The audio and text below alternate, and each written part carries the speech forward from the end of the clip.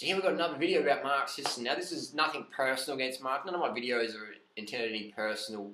This is just my comments and criticisms of these low carb, high fat, animal product based diets that we see cause kidney issues, heart issues, etc. So this is my comments and criticisms I'm putting in this video. Nothing personal against Mark. I think he's a great guy. So first criticism, we have this graph here and it's called the Primal Blueprint curve.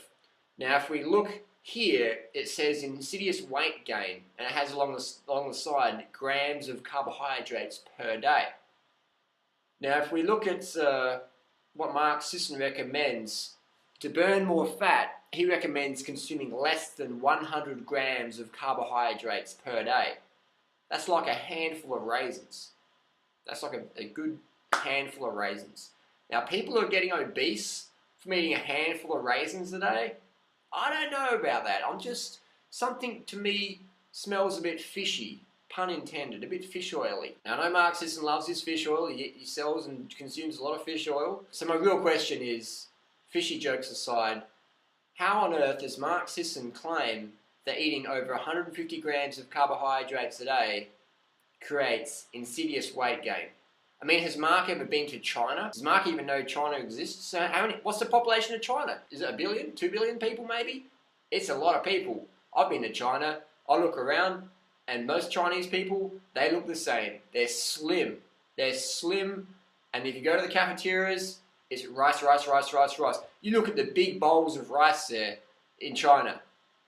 It's incredible. You go to Taiwan, I've been to Taiwan. I tell people, travel. I encourage people to travel. Eat some carbohydrates so you have enough energy to travel, so you're not in this like carb exhaustion coma. So get out there, travel, open your eyes, keep an open mind, keep your open eyes, and look what's going on. 150 grams of carbohydrates a day is not creating insidious weight gain like Mark Sisson claims. Now Mark Sisson, up the top here, this graph, we have the danger zone. 300 grams of carbohydrates per day, that's the danger zone. And Mark Sisson has the little picture of the obese man in the corner. Well, I'll tell you what, for over 10 years, I've been in Mark Sisson's danger zone based on his caloric recommendations. I've eaten well over 600 grams of carbohydrates per day, on average, for the last 10 years. Sometimes it's been 1.5 kilograms of carbohydrates in a day. And my main criticism I get from all the low carb crew, "You're too thin, DurianRider, you're too thin. You look like Skeletor." But yet carbohydrates make you fat. So what I do is I tell people, go back to your gurus and have the conversation. If carbohydrates make you fat, how come DurianRider's nickname is Skeletor? How come? That's a good question. That's an excellent question, isn't it? Carbs make you fat, but DurianRider's too thin. Dr. McDougall's too thin. Doug Graham's too thin. Roger Hesker's too thin. Dr. Bernard's too thin. Dr. Ornish is too thin. All these high carb gurus, what do they have in common? They're all freaking lean. You want to be lean, high carb, low fat, that's where it's at. You want to be fat and sick? Then eat the foods that we know cause sickness and obesity. And go to the restaurant tonight, any restaurant in your local area, go there, sit down, pretend you're waiting for someone, and look at what people are eating. Or sit in your car, or sit in your bicycle with some binoculars, and look through the window. And you'll see the big steaks. The big people eat the big steaks. The small people, they eat the salad. They eat the rice. They eat the pasta. Big people are not eating rice and soy sauce and rice and vegetables. They don't eat those foods. Those foods are for slim people. They're not having a big pile of fruit salad. Big people don't eat fruit salad.